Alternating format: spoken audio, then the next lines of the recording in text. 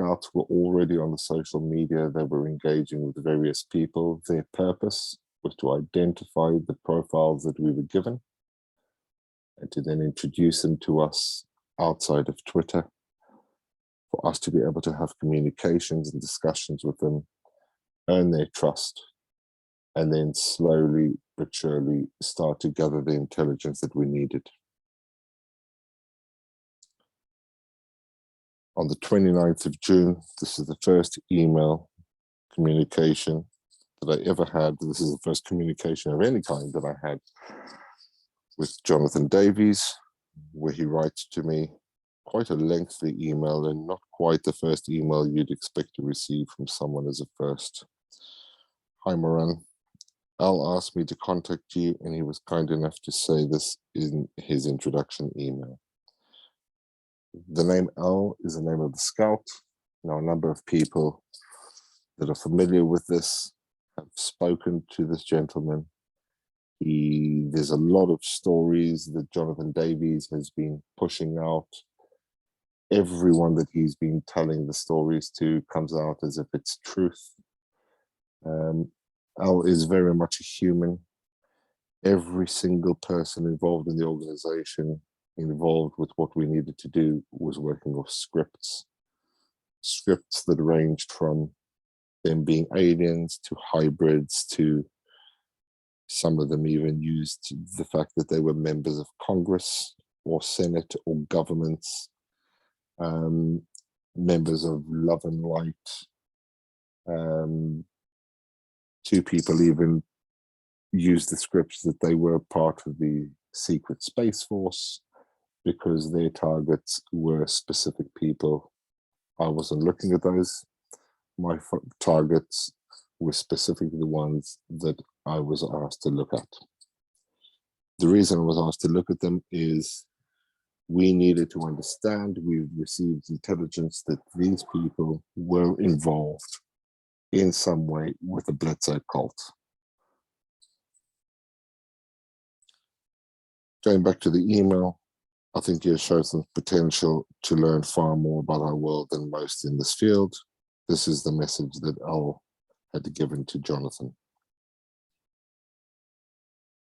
Immediately he goes into the fact that he's 52 years old, lives in Monmouthshire in the UK, which is in Wales. I'm a lifelong experiencer with the ability to find and speak with the right people. Many have become good friends. They are the ones who do not speak publicly of the things they believe they know. And I'm trusted to be discreet with any information I'm given. I do my best to steer people in the right direction of what they should be looking at. So he claims he's an insider, speaking to all the biggest names. I've been able to take pictures of landed craft, and I've seen them fairly regularly, but I don't bother taking pictures any longer, as pictures don't really tell me anything. So this is very important, because I will show how many times he has in fact used this alleged experience of him taking photographs of landing spaceships over his house.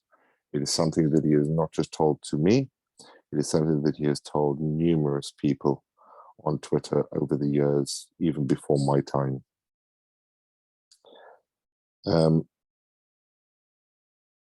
I'm very good at researching the subject, and also do this for a number of high-profile people. That's also a very important statement from him. And as I will show, there is a particular person who's very, very well known in the community at the moment as a so-called celebrity. Everyone at the moment takes the piss out of this person because their stories are just so stupid. That person is Ross Coulthart, and the name Ross Coulthart will come later again. There are a number of people that are aware that Jonathan Davies is one of the people that does research for Ross Coulthart. And that will come out a little later. I have a huge desire to meet and greet our friends, and this is all-consuming. I've never felt they are a threat. When he refers to our friends, he's not talking about people we know, he's talking about aliens. Perhaps we could start with this. He then gives me this website of a company in the UK. I'm aware of that company. I was aware of that company at the time. But it was Jonathan Davies that mentioned this company to me. They really were a startup. They made up a lot of shit of the things that they were working on. Spaceships, pretty much the UK equivalent of TTSA.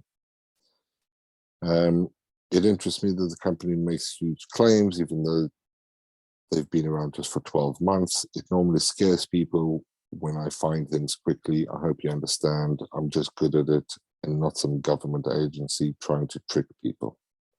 I look forward to any spare time. I then responded, giving him my background. And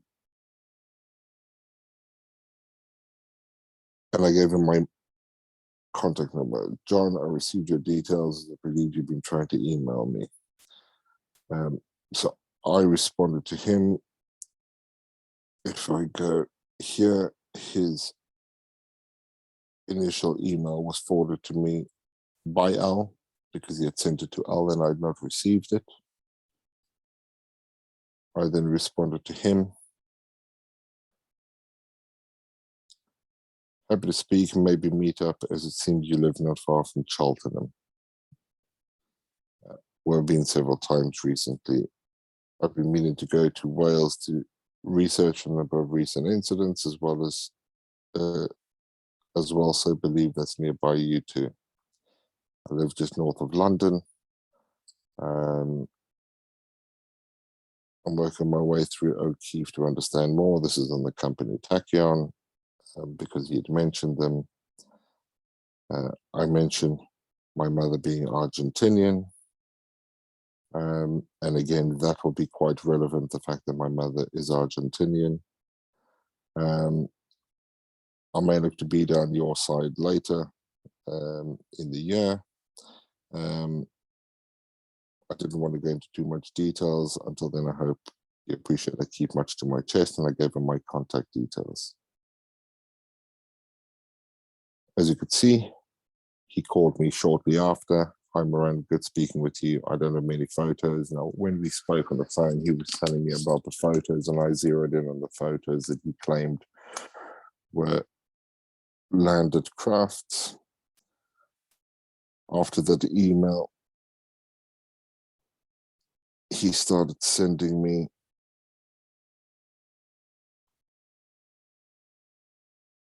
files and images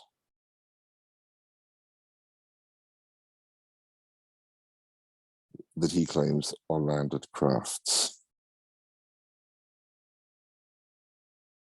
Obviously, it's impossible to tell anything, but these are very much nothing more than long exposure, street lights, lights in the distance. It's just a story.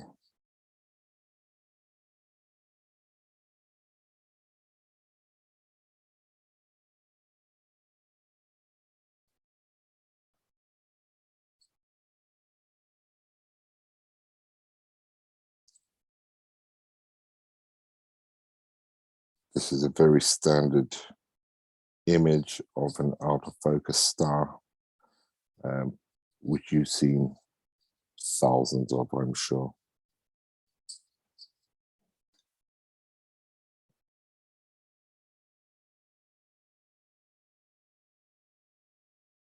That is nothing more than out of focus lights in the background, with probably the moon. But to him, he was adamant that these were the landed spaceships that he was taking photos of for quite some time. To earn his trust, I forwarded him a single email from Jack Safati with no one else's details on, just so that he is aware that I am connected with people like Jack Safati, and this was just a random email that went to physics equations talking about quantum computing and how Jack Sarfati was working to solve the tic-tac case. Now, the importance of this is his response, where he says to me, "Thank you for that.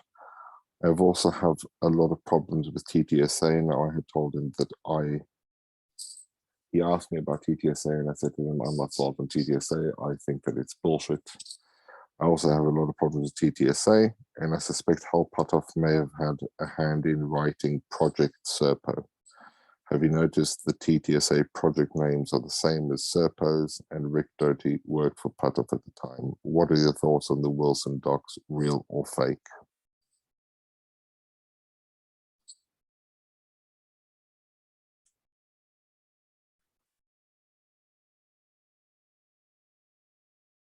My response was to show that I was skeptical. The moment that I showed any sign of being skeptical, he would back away.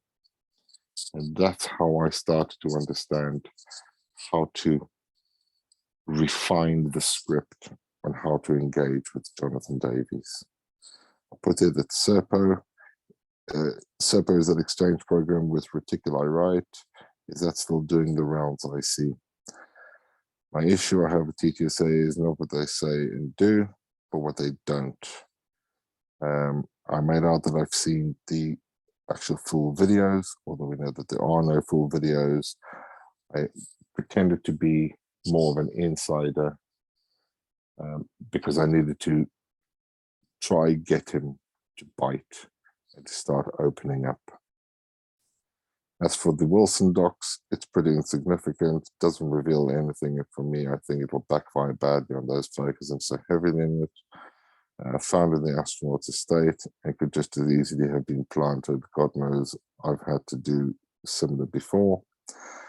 Anyway, for me, it's nothing, little more than a distraction capable of being used to discredit the entire discussion on the wider subject. Moran.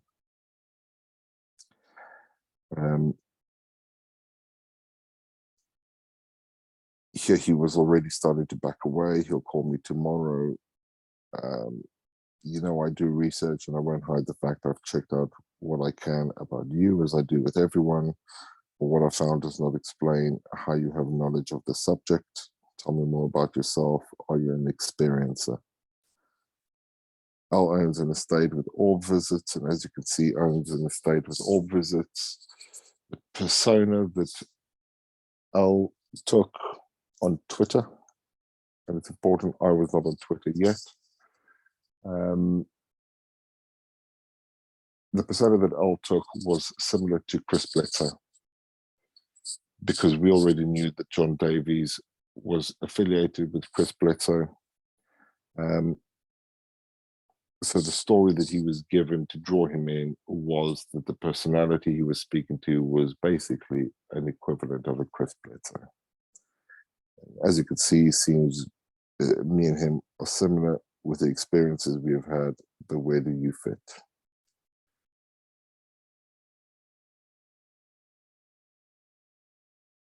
On the 7th of July, hi Moran, I see that Al has left Twitter. Shame, I enjoyed our chats.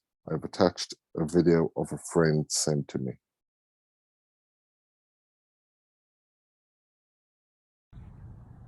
This solid object. I just walked out and asked for it to appear, and there it is. It's going right over the pond, totally silent. Now it's dimming down. Thank you. You can see it getting dimmer. Dimmer. There it goes.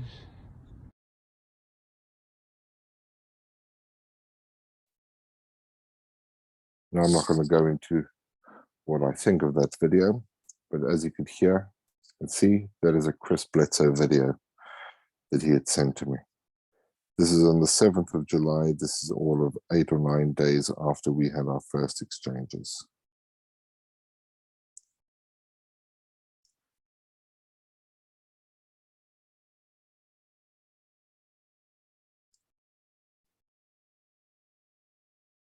On the 8th of July, thank you for sending those images to Jonathan.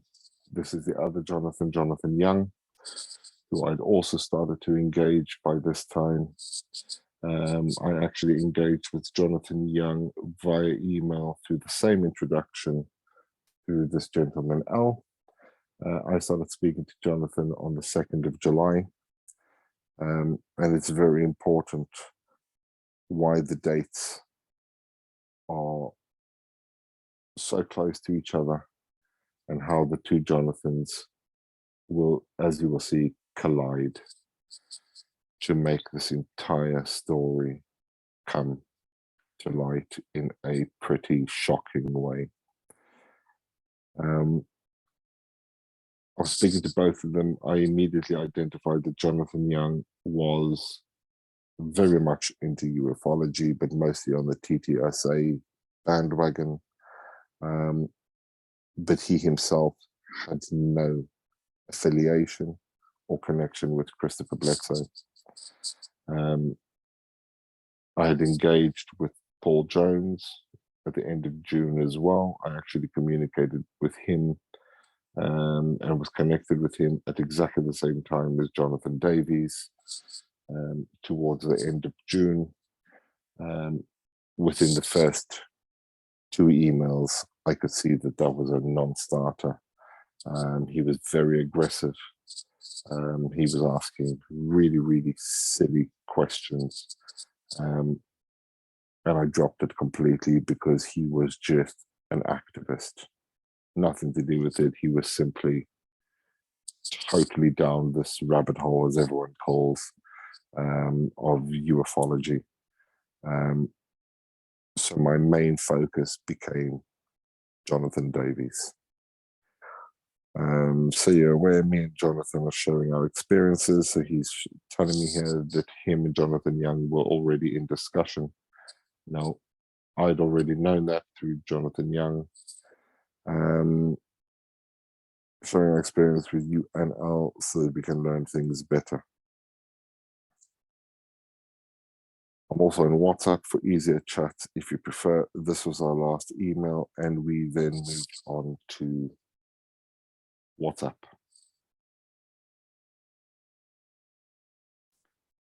At this point, 8th of July, I was still not on Twitter.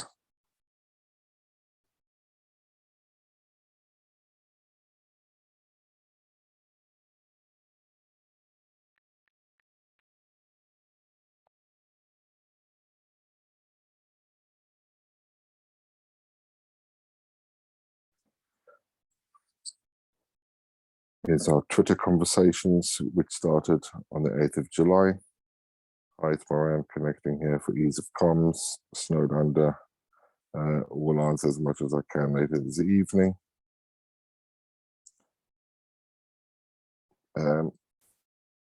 Yes, great, thanks. Much easier to talk this way. Perhaps an option for Al as well, if he gets a spare phone for privacy. Now, by this time, Al had left Twitter, and because he had handed the introduction to me, and I was there to take over the relationships and manage these. We had our discussions. We were sharing images. Who took the images? You or Al? And I put here Al. I barely have time for images. By the way, this was. By the way, I shared this with other John too. Have a look at the sky. This is looking at physics and anti-gravity, just to show them the type of things that I was looking at and that I was working on.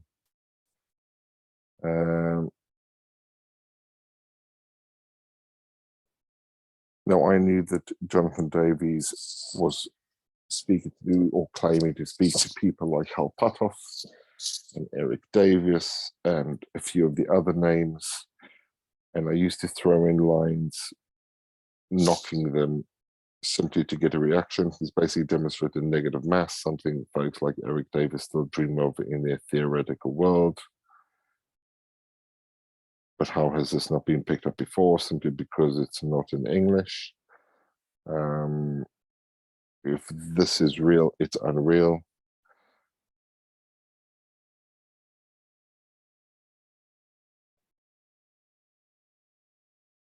On the 11th of July. Mate, when you told me Twitter was crazy, I didn't realize it was this bad. Some of the folks are just totally fucked in the head. I've not stopped laughing since I joined last night. So this is confirmation that I had joined Twitter only on the 10th of July. And Jonathan Davies, as well as Jonathan Young, were well aware. I had told them both that I was joining, and they were both aware that I had joined as Truth Bearer. The name Truth Bearer, everyone is familiar with already because it's mentioned in the blog that Bradley Johansson had written.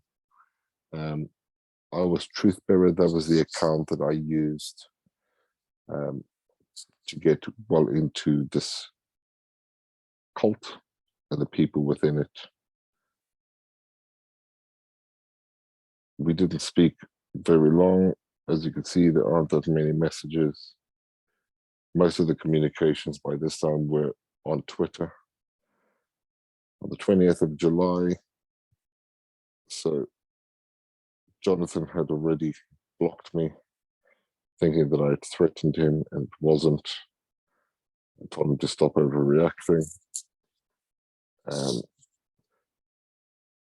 Sorry, this is from Jonathan Davis to me. Sorry, I was having a very bad day yesterday. I misread your message. I'm very mixed up in taking down Deep, and other big things are also happening. Apologies. So one thing that's very rife on UFO Twitter, especially with all the activists and the aggressive activists, is the fact that they dox people. And this will become a theme that I will go into shortly. They dox people. And one of the people that were doxed quite severely in 2020 was Deep Prasad.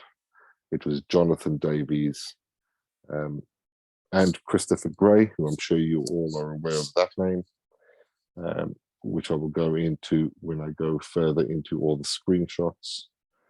That were the ones that doxed Deep. And there's lots of messages that Jonathan Davies was telling people about that. It's just the type of personality. Anyone that he has an issue with, he tries to dox out, totally take down, just as he's been trying for probably 2 years, and more recently over the last 5-6 months with me.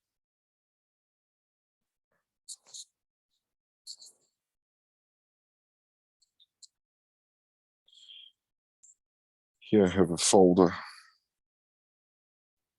that I've broken down into the different topics, the different people involved,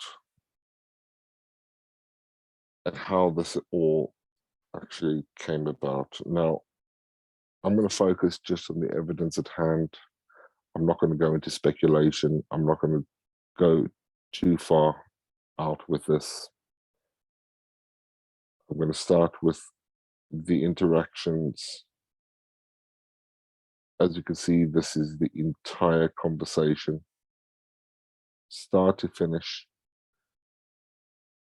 that Jonathan Davis and Jonathan Young had between themselves on DM on Twitter.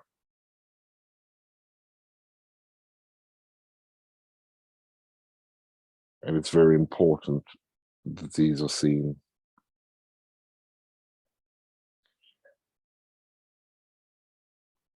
So this is from the 4th of July.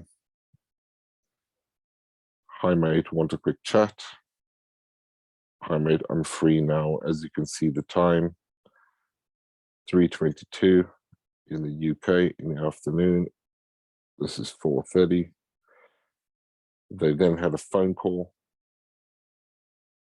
3 hours later, Jonathan Young sends a message to Jonathan Davies. Hi, I've reached out to Ryan Bledsoe on something you put in my mind regarding the cured cancer friend of yours. I can't find Chris, being Chris Bledsoe, on here now. Has he gone to ground? He's closed his account due to trolls. Ah, I don't blame him. Nina, my stepdaughter, almost went into a coma in January and was diagnosed with diabetes type 1. To be honest, it's totally turned her life upside down.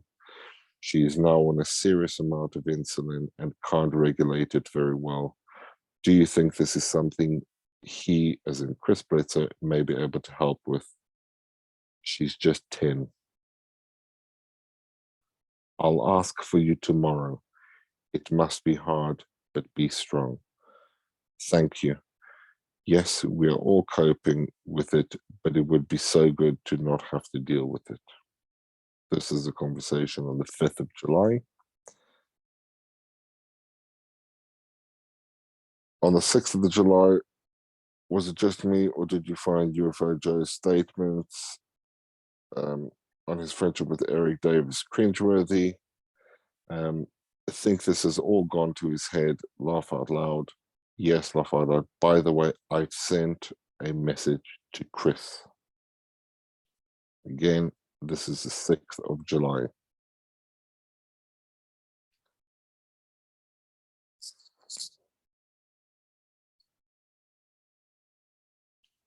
On the 7th of July, yes, going to a conference call, but we'll be free in an hour or so. Catch up then.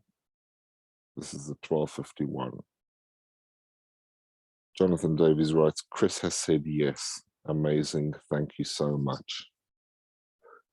It was at this point that I contacted Jonathan Young straight away because I had received notification that Jonathan Davies had introduced Jonathan Young's case to Christopher Bledsoe to try heal his daughter with aliens.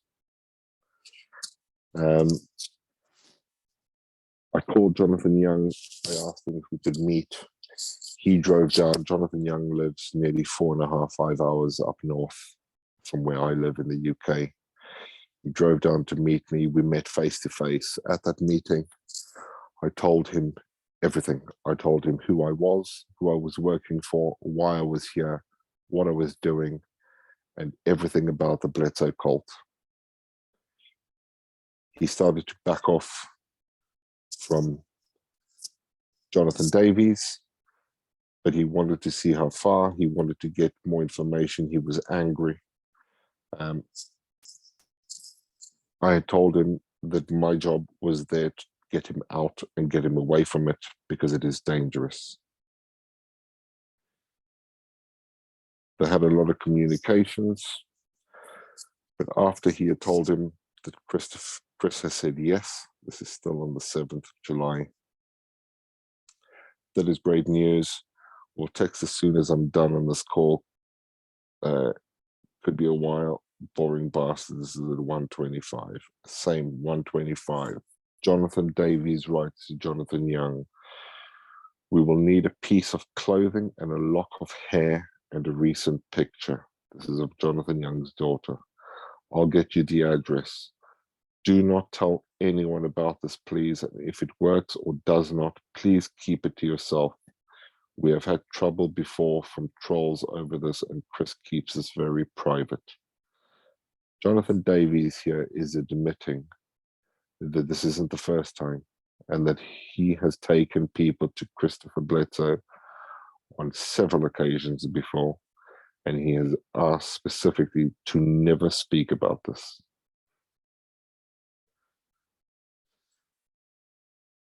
Jonathan Young says, obviously, without saying, mate, I won't tell you when he does anything with them, only that he has received them, and don't be anxious. He has helped many children of very important people.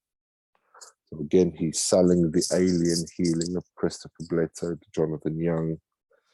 And Jonathan Young had already opened up to him about the desperate situation he has for his stepdaughter. Thank you. You're welcome. It's not me. It's Chris. I'll pass on your thanks. We'll call in 15 if okay. Yes, okay.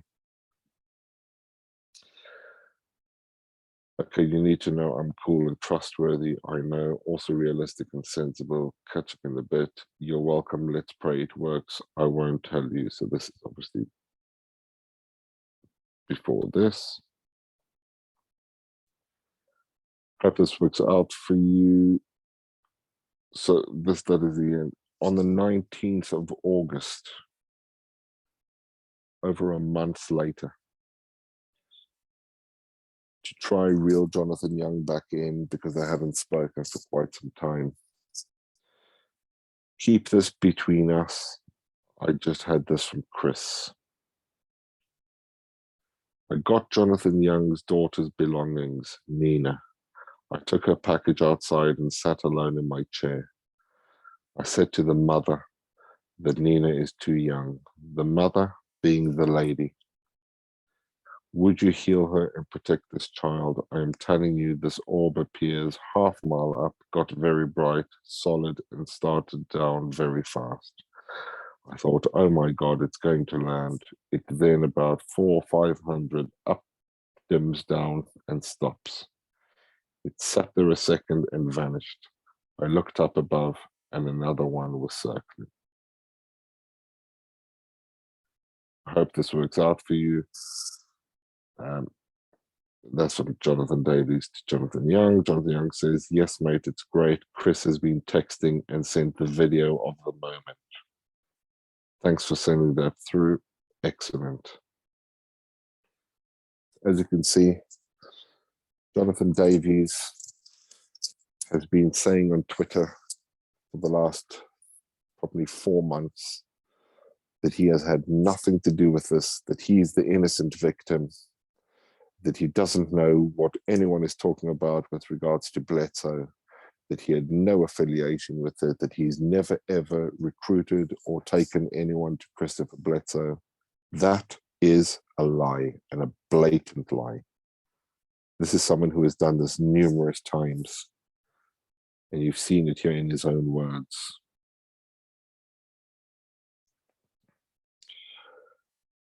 The next exchange that I'm going to go through is the exchange that Jonathan Young from the 8th of July had with Chris Bledsoe himself. Hello, Chris. I hope this message finds you well. I've sent a friend request, not that it's important, but I wanted to say how grateful I am. My friend John Davies, Jonathan, reached out to you on my behalf. We will be sending items in the next few days from the UK, sending love and light and a great deal of thanks. I am friends with Ryan on Twitter and have done some work on your photos in the past. Thanks again, Jonathan Young. As you can see, he's having these communications with Christopher Bledsoe. I will be sending you Nina's items in a few days. Apologies, we haven't sent them to you. Christopher Bledsoe writes, this, the power of prayer. I have a very loving and warm relationship with them. They do hear and they do heal us. Just know they're already around you. I sense this. Okay, I thought it was you. Forgive me. I get so much emails. I get mixed up. So there are so many people that are being sent and recruited for Chris Bledsoe. It is not just Jonathan Davies. There are numerous people. And I will point out one other specific Chris Bledsoe disciple, actually 2 of them. And I'll show evidence of more or less similar things. Chris Bledsoe says, tell me about Nina. Nina was taken down with diabetes type 1 in January. It was very serious and she was close to a coma. It was a shock and we had no idea. She's fit and dances, but now very different. No stability with the blood sugar despite all the correct treatment. The hospital think it's almost a 3rd strain that's difficult to manage. How old is Nina? Nina is 10 and will be 11 on October 17th. Wow, tell her my birthday is 15th.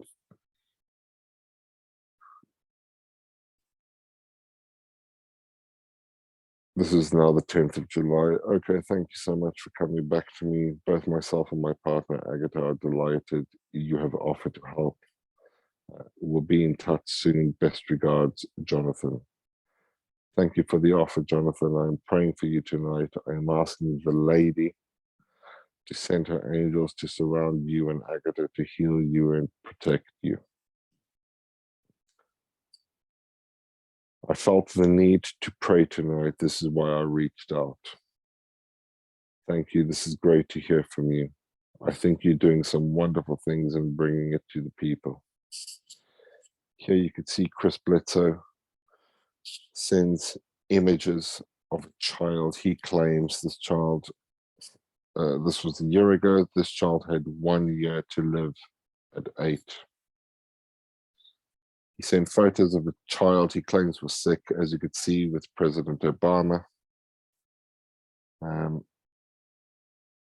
Shares this child with some other important people within agencies. There's the child and allegedly the family with Chris Bledsoe. How old is he now? This was Christmas on the left and yesterday on the right. A very special little boy has beaten a lot of odds. After we met, he began to experience paranormal activity, and to this day still does. He is 17. Here he is 8, and this was a year to live, and this was from years ago.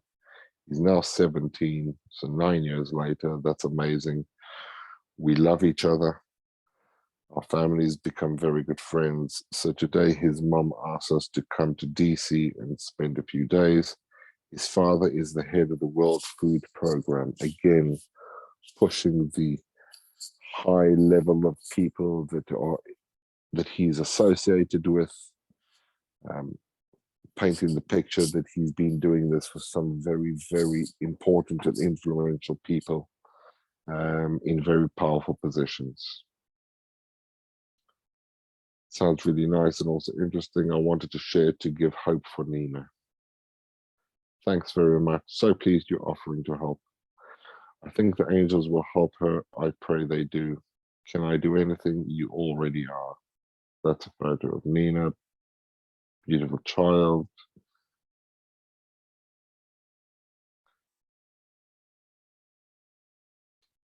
Thank you for sharing. So tonight, in about 20 minutes, I'm sending up prayers for Nina and another friend's father in need. So clearly he's already doing this for multiple people. I just feel bad for Nina. She doesn't deserve to be sick. She's too young. That's the thing for us as adults. None of our children deserve or should be sick. This is a sad thing that for many parents, we all live in hope of cures, and one day we hope they get better. I can promise you the angels know Nina and her parents. Know Nina and her parents. Yes, I believe they do. I know by the way they reacted. The pancreas is only now working 25%. Chris says, I'm headed out now to lift her up. It will stop working altogether possibly this year. He says, do not wake her up. I am out staring up to the heavens and praying for your baby, Nina. Thank you. Sorry it's taken so long. It's totally fine. I believe Nina will be too. I've been praying for her and getting lots of reaction. I believe she will be fine. We have to have faith. Absolutely. Chris, here on the 16th of August, so we're talking a month and a week after they started engaging, so this conversation has been going on for some time. I have Nina's package and I'm praying for her now.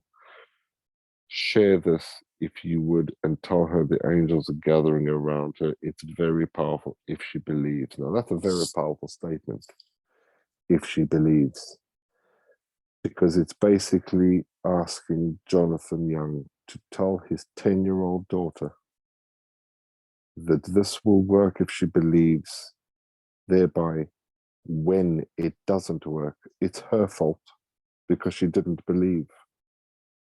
It's a very, very common tactic.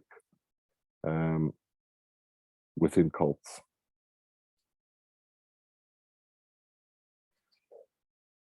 Here's a mention of another very, very well-known Chris Bledsoe believer and disciple. No one has a clue as to just how much interaction I have with these beings except my children and a very few others, like Bob McGuire says I have thousands of bits of data, i.e. photos, videos, and more. Hi Chris, thanks so much for the birthday wishes. We will let you know how Nina gets on, all praying for Nina.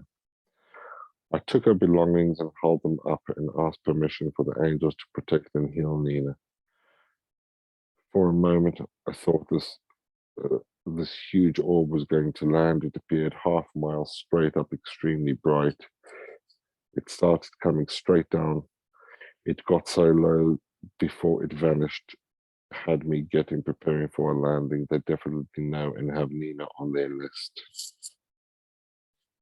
Then Chris Bledsoe starts on a very, very strange series of messages. When you play video games that we create, you have different worlds with many different parameters. Doesn't matter what you think the world you're playing in has the same base parameters for that world. The dangers differ in each world. It's all programs, information. The world you live in has a program. Doesn't matter what you want it to be, or how we all try to ignore certain aspects of it, mechanics. This world is based on good and evil, angels and demons. And the dangers here is you can lose your soul. You can be captured by demons. They possess people. So before this, he starts with, when I say biblical, you have to understand what I am saying. So 2 nights I go out with Nia's belongings.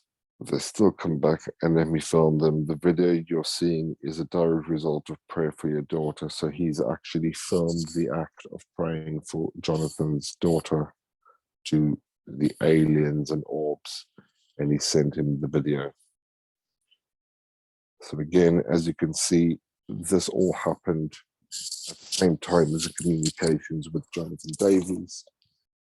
Jonathan Young was connected to Jonathan Young was connected to Chris Bledsoe by Jonathan Davies, who is very much a disciple and an active recruiter for Chris Bledsoe to take vulnerable people, including children, to Chris Bledsoe for healing from these aliens.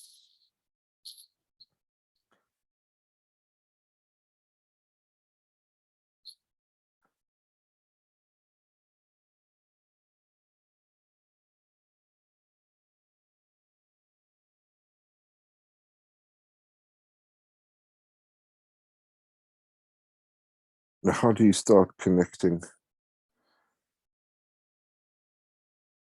all of the different players?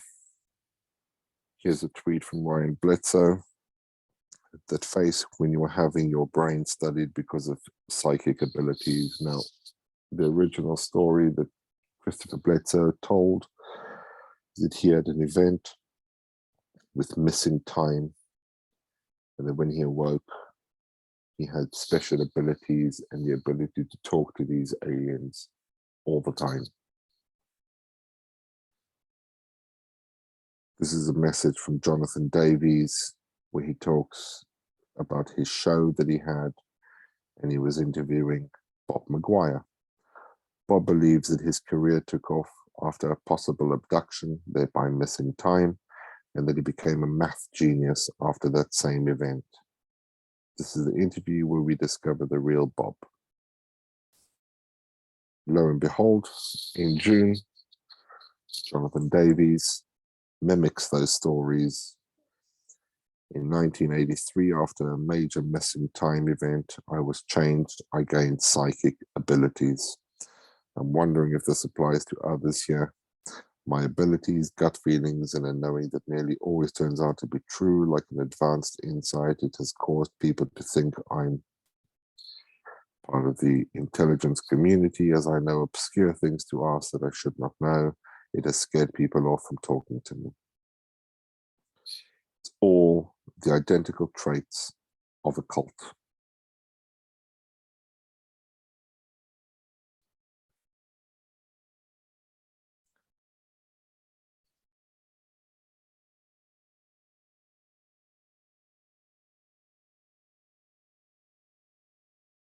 Even more recently, Christopher Bledsoe is now releasing a book. This is the UFO podcast, just posted by Chris Bledsoe on Facebook. First image of his new book. As you can see, Jim Semivan, former CIA Senior Intelligence Service Officer. The reason I point that out is this is what created an absolute shitstorm on Twitter back in June, when I posted a tweet in June of this year, where I made the statement that Jim Semivan has been claiming that he's former CIA, and it's been repeated by everyone, former CIA for 25 years, yet he never was. He was part of USA.gov and the Government Accountability Office, and not the CIA. In response to this tweet by the UFO podcast, Mark Hack the Sim, now that name will be very familiar to most. He is the person credited in Bradley Johansson's blog as having given Bradley Johansson the information to write in the blog. Although they try play it down, I will show further evidence that shows it's not quite the case, and that Mark is yet another huge Bledsoe fanatic and disciple, promotes and recruits for the Bledsoes, and pushes their stories and their narratives, and has been doing for a long time. And he's the one who fed everything to Bradley Johansson, as well as Jonathan Davies, to write in the blog, to make sure that this story that I'm putting out to you now never comes out. Here's Mark's tweet, the story of the millennium, clearly a bit of context for the painting. So as you can see, he's promoting the book as the story of the millennium. He's a very, very big promoter of Chris Bledsoe, as I mentioned. Here's Ryan Bledsoe, high price painting. Jonathan Davies going into it, replying to Ryan Bledsoe, writing all about the painting. Chris Bledsoe has his book coming out in December, A Spiritual Journey on Missing Time, Science, Healings, and Hitchhikers. And again, promoting the book. As you can see, all the players are starting to come around.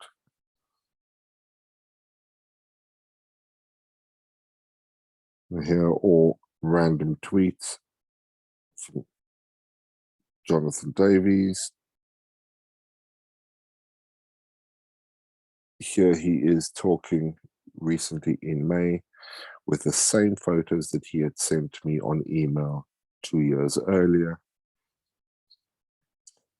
And again in April, he's sharing this story that he claims of alien ships. It was pretty much anyone that will listen to him. Here he's saying it again in January, the same photos.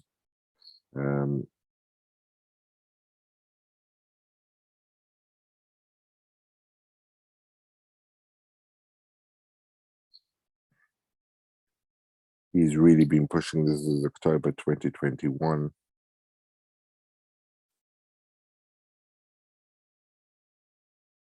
And these are exactly the same photos that he had shared with me, which I'd shown you earlier. One of mine in Wales, and then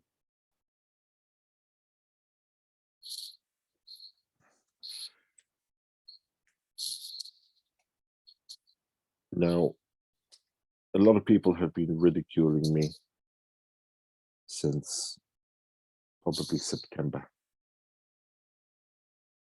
when I started saying to people that the story of the truth of everything that transpired over the last couple of years, the truth that will disprove the blog piece that was put out on me by Bradley Johansson.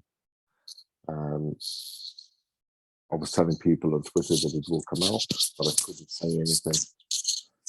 Now, the reason why I couldn't say anything is because at that time, I had taken all of this evidence, every single piece. And I was asked by a mutual friend on Twitter who introduced me to Steve Cambion. I took everything I had, very long video sessions together with a couple of other people. Jonathan Young was also on one or two of the calls. He had his own interview with Steve Cambion. We were first introduced to Steve Cambion in the 3rd week of August. On that first call, Steve Cambion said this is the biggest story he's ever heard. But we came to Steve Cambion with a story about the cult, not a murder. The murder was a tragic event. It really was tragic, and it was frightening for many. It affected many people. But the story isn't about the murder. I certainly never made it about the murder. That was solely down to Steve Cambion and his producer. Steve Cambion had put out a number of preview videos where he talked up the story. He had confirmed that I had brought the story to him, that he had managed to verify all of the evidence and all of the story, however wild it was. His producer had threatened me on Twitter, public Twitter, that the story will not come out as I expect, and that she will veto it. He, I think it's a he actually, that he will veto the story and will make sure that the story that I've taken to Steve Cambion will not come out. As much as I was telling people that the story is coming out soon, Steve Cambion had this with him for more than 2 months. It was more important at the time. Obviously push out story after story after story about third phase of Moon. Now, I'll be very clear. I'm not here to fight with Stephen Cambion. I'm grateful that he wanted to run the story. It's just unfortunate that he totally misrepresented the story when he actually did the show Murder in UFO Land. It was a tragic case. A lot of misinformation was put into that show.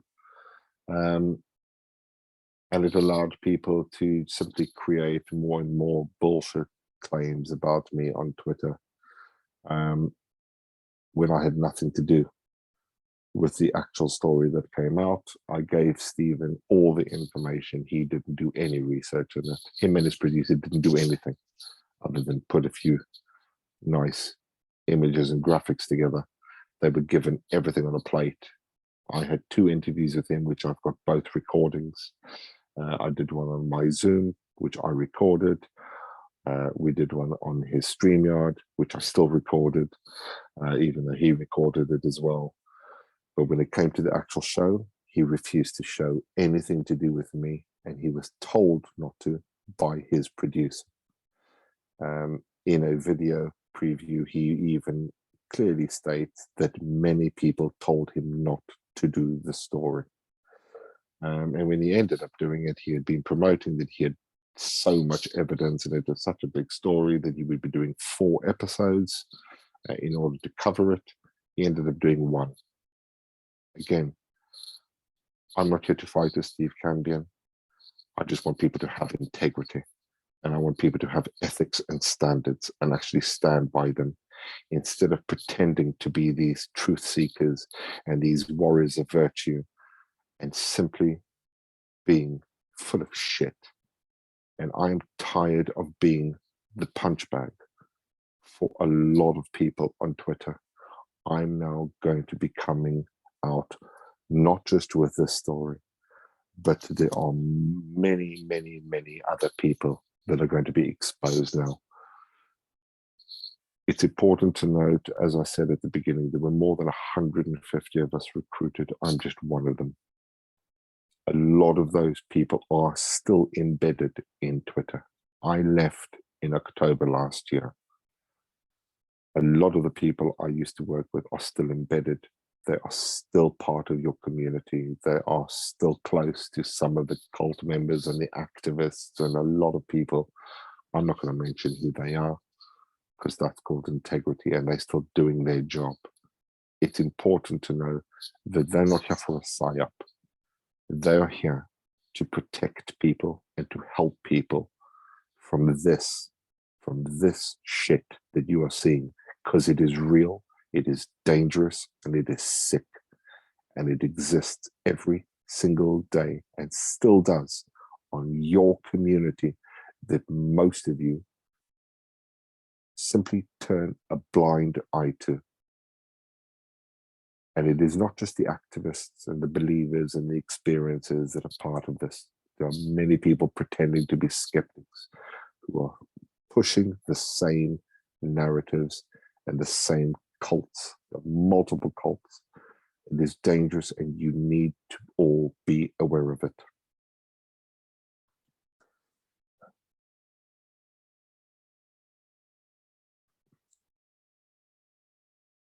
There was a murder in February last year that was covered on Steve Campion's show, and I'm not going to go into all too much detail about it, but the murderer was Christopher Gray, who was very close to Jonathan Davies.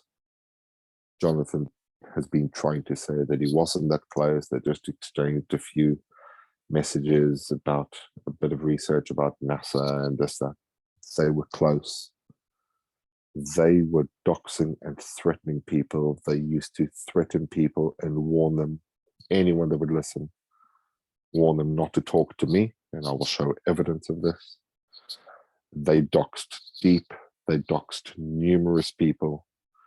Christopher Gray himself threatened numerous people. He would send people photos of their homes, their work.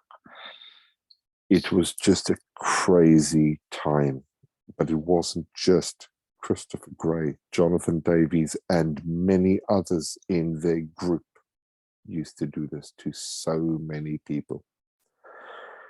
But here is an example of Christopher Gray's account, UFO researchers speaking with Jonathan Davies, I Want to Know UK, about, there it is, Jonathan telling him about his aliens that landed outside his house, all of his long exposure photos. What's important is the dates.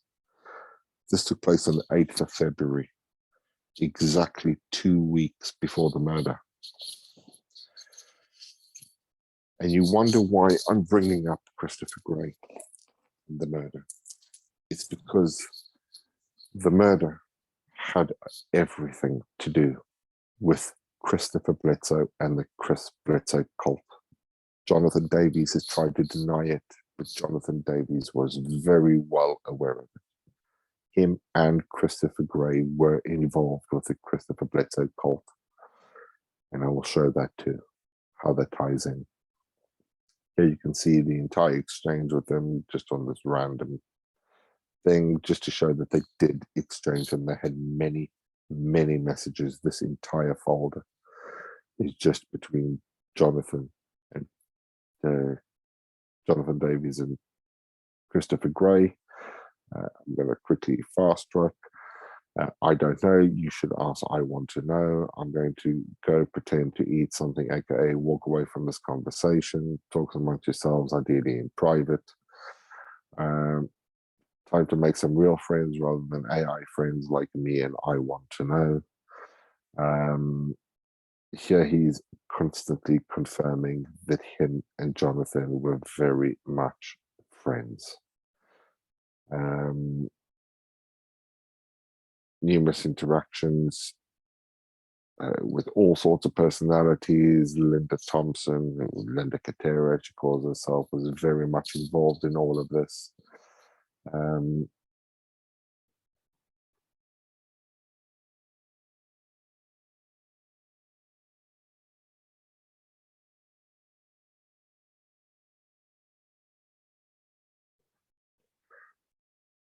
Before I go into the Christopher Gray email,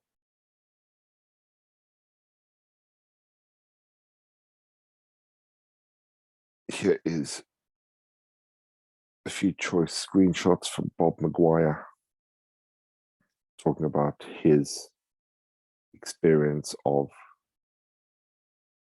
Christopher Bledsoe and how he heals people. A port of water in my home that was like being squirted with a water pistol, following my ex and I visiting Chris Bledsoe. 2 weeks after this, my ex was healed from the damage done by a stroke she had. So he's trying to sell to people that it was Christopher Bledsoe and his aliens that healed his ex-wife. Finally, I know the people who have shown up at Chris Bledsoe's door and those who have been let in. I was let in by Jim Semivan. Jim Semivan told Chris Bledsoe to let me in. I now know how this benefits Semivan and others. I know all the high level and well-known people who have gone. Here you have someone saying you're putting your name behind a hoaxer, it doesn't bode well for your credibility.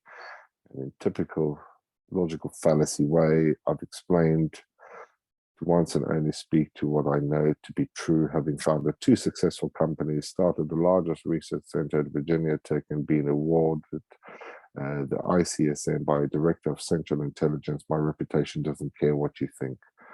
The typical logical fallacy where you cannot answer a question properly, so you simply say, I'm better than you, I don't need to respond. My support of Chris Bledsoe is not, nor has it ever been, based on these photos. It is based on my personal experiences in his presence and the well-known hitchhiker effect I observed, and the fact that I now have orbs daily visible and shown in IR cameras in and around my home. It's amazing how this narrative of the hitchhiker effect started with the Bledsoes and then started moving to Skinwalker Ranch, and they literally ping-pong between the two on who had it first. I know it was spoken about in Skinwalkers at the Pentagon and other crazy stories from Skinwalker Ranch, but the similarities between the two are just frightening. I promised Chris Bledsoe I would help him. Like almost always, it didn't happen the way we thought it would. Ryan Bledsoe, my opinion is Chris Bledsoe is more right than wrong. And Tim Taylor, so here's Tim Taylor being involved, seemed to have been assigned by NASA and probably others to monitor Chris Bledsoe. Povenmire was a family friend. I interpret Taylor activities as exploitative. So you could see that Science Bob McGuire was a huge fanatic disciple and believer in the Chris Bledsoe cult.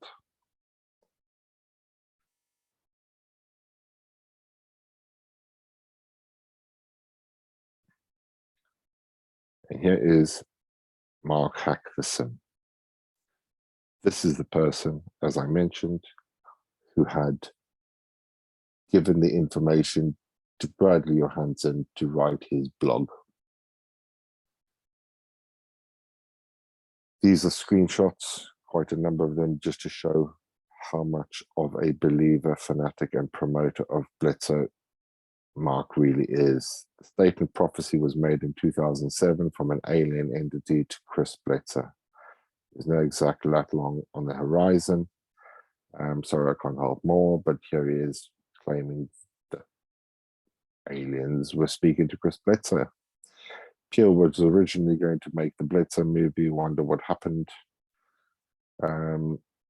Here's Chris Walford talking about how he's got interesting information about some billionaire. Obviously, knowing Chris, he wanted to dox him like him and UAP Mike and God knows how many of these other riffraffs like to do. And Mark says, you should go on Ryan Bledsoe's podcast. Now that's interesting since I keep getting offers of going on to different podcasts from different people as well. And when I say no, then it's all out war just for saying no. Good call. Nick visited the Bledsoes in Feb, but the natural question is, was it Larry Berg or Chris Bledsoe who made the first connection? And this is to the lady. This again is Mark talking about Skinwalker Ranch and the connection of the hitchhiker effects. Here he is speaking to Gary Nolan, saying, if he's good enough for Chris Bledsoe, he's good enough for me. Did Tyler always consider his gift to be positive, or did anyone ever put a negative spin on it like this? I'm reminded of Bledsoe case where his community thought he was possessed and even doused him with holy water. Here he is trying to discredit James Carrion and everything James Carrion was doing in his research of Skinwalker Ranch. Hey James, speaking of data, where is the Bledsoe polygraph result? You made that publicly available yet? So obviously every time anybody says anything about Christopher Bledsoe, and James Carrion was also researching or investigating the Bledsoe case, Mark comes in and starts to attack them, to disparage them. As you can see, this is 2021. Bledsoe claims he was ATIP's first case on his Dolan interview. Perhaps he made also. Bledsoe was investigated by the MUFON STAR team in 2008, but the base MUFON deal wasn't negotiated until 2009.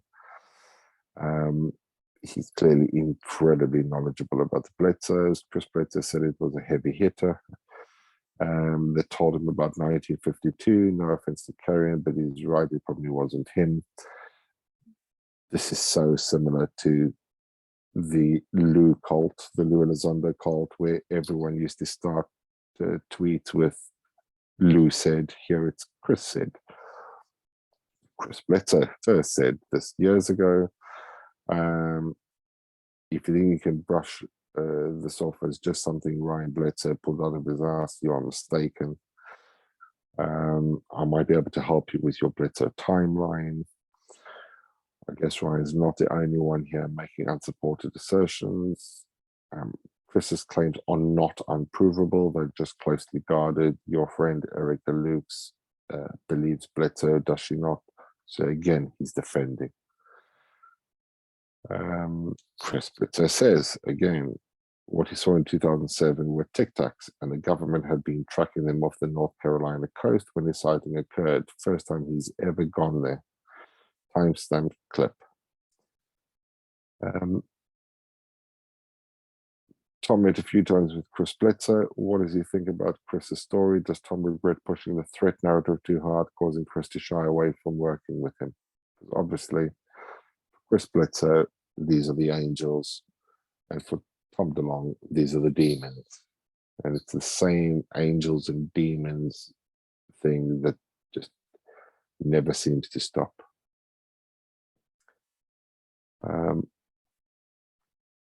And here, shortly after the blog was written, in a conversation with Chris French and Adam Goldsack, a lot of people will know him as Andreas Freeman Stahl still from his crazy days. So Adam Goldsack, well known to be the main activist in the UK. A lot of the activists call him General. He's the most insane of the lot. And as you could see, Mark responding here saying, "Hi, Chris, I don't think you do. I am not Adam's enemy. He should actually be thanking me for helping take down his nemesis, Moran Lerner." An admission that he was involved in it. And you can make your own minds up. I'm sure everyone will try to talk their way out of it as much as they wish, but you can't. I've got a folder on the lady and the mentions of the lady, because the lady is obviously the story that Chris Bledsoe claims that he sees this apparition or alien, the lady that gives him prophecies and information and does a lot of the healing and God knows what else. But it's important that I mention the lady over and over, because there's just so much out there by people. The lady, they claim that the lady was on military patches. They talk about Amun-Ra, the hidden one. So this already goes to Egyptian mythology, which is important. The lady said she would protect my family and guide us on our path. Many read about her, few see her. I've just discovered Hathor was known as the Lady of the Sycamore Tree. So again, hi Ryan, much needed talk today. Thanks and all understood. So this pic below happened when I was trying to resize the lady painting. I needed a high-res image for Grant that I sent to him, but I also needed a smaller one. So again, mentions the lady weird because that's what the lady told my father in 2012. What I'm referring to is fear as a force or resonance according to the lady. As you can see, the lady plays a very, very important part here. And let me show you why this is so relevant.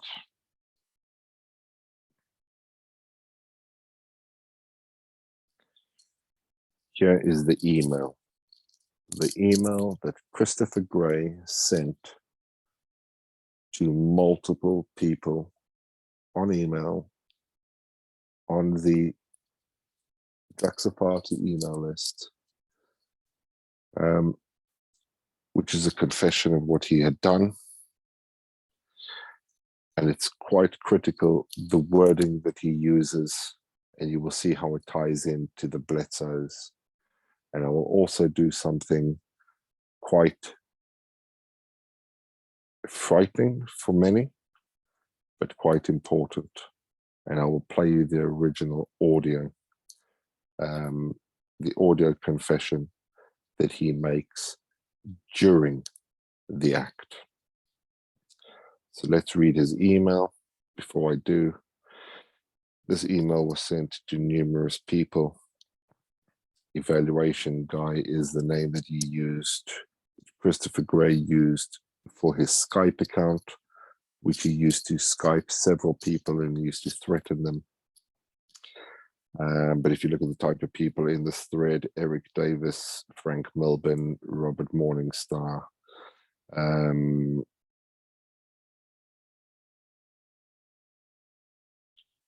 Jim Peniston, Russian TV of all people. There's Hal Puttoff, Tucker Carlson from Fox News received this.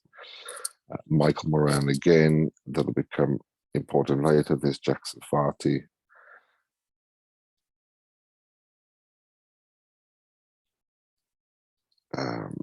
Silver Record, so that's Danny Silver.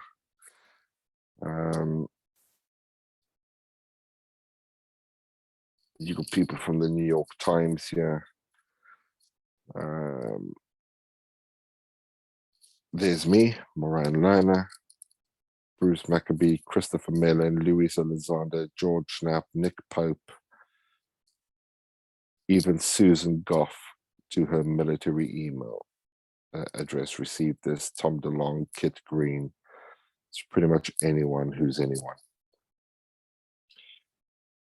The man talking is my brother. So he's referring to the audio that I will play to you shortly, who maybe took part in trying to explode something bad and frame Jesus, e.g., to make the Antichrist. God is not happy. I can forgive you all, but the lady is here. She will judge people. There is the reference to the lady from the Bledsoe cult. It's Ashtar command stuff. Day the earth stood still.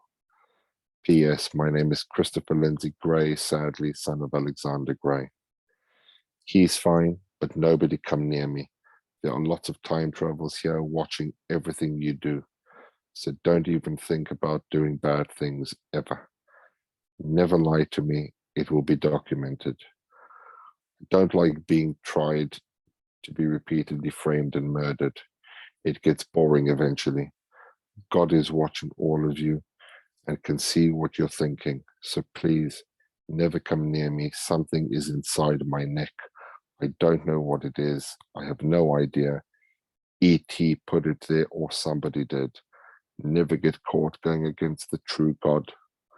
Satan is not the true God. It was a trick. There are lots of time-traveling races watching all your actions, aka Ashtar Command. Please be nice and nobody ever dream of harming another innocent, e.g., one of the Bledsoe's cousins, etc., etc. Touch anybody linked to me, and your trials won't go down well. E.T. can read thoughts. Don't ever think of harming me or my family. Speak to the Queen about it if you have questions. Seriously, kind regards, Christopher Gray, UFO researcher, UFO researchers. I'm not going to play the audio. It's a little over 3 minutes. I'm going to stay silent so you can all hear it for yourselves. And you will hear the reference to the lady again.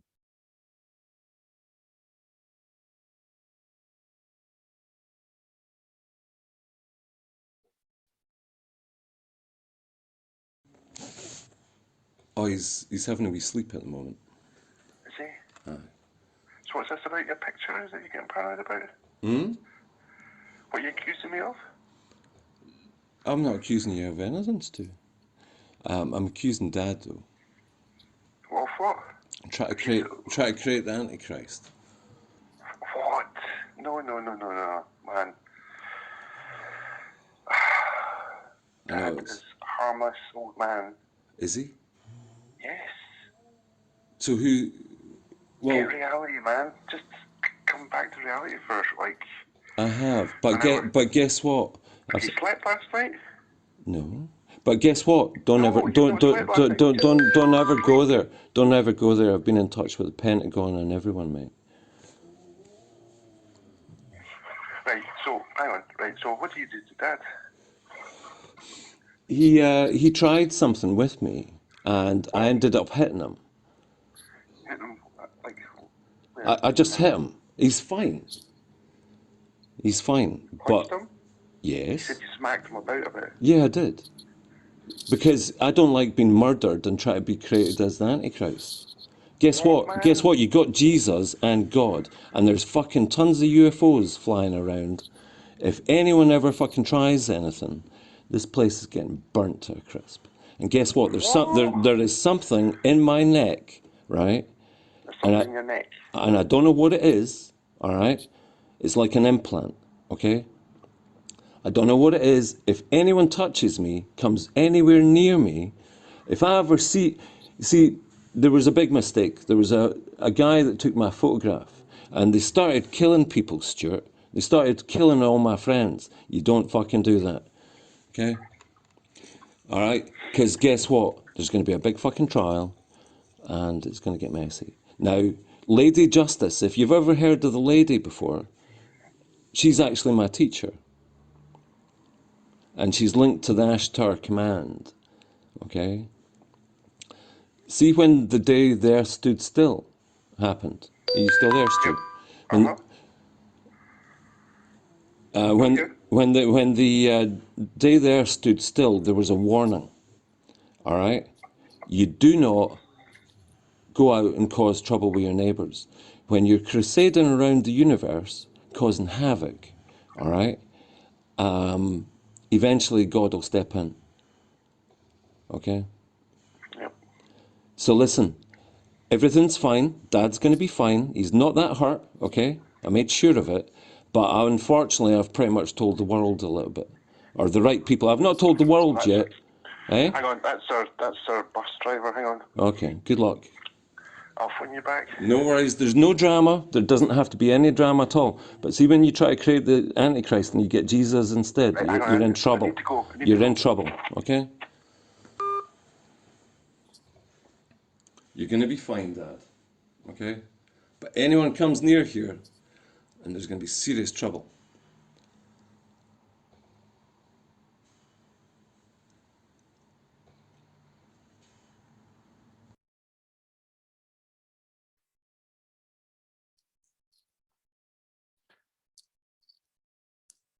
That's quite a difficult listen. It's not easy to have to see things like that, hear things like that. I cannot emphasize enough how dangerous this cult is and how dangerous a lot of people in this field are. There has been a lot said about me, a lot of bullshit. There's been this blog and people have put out memes.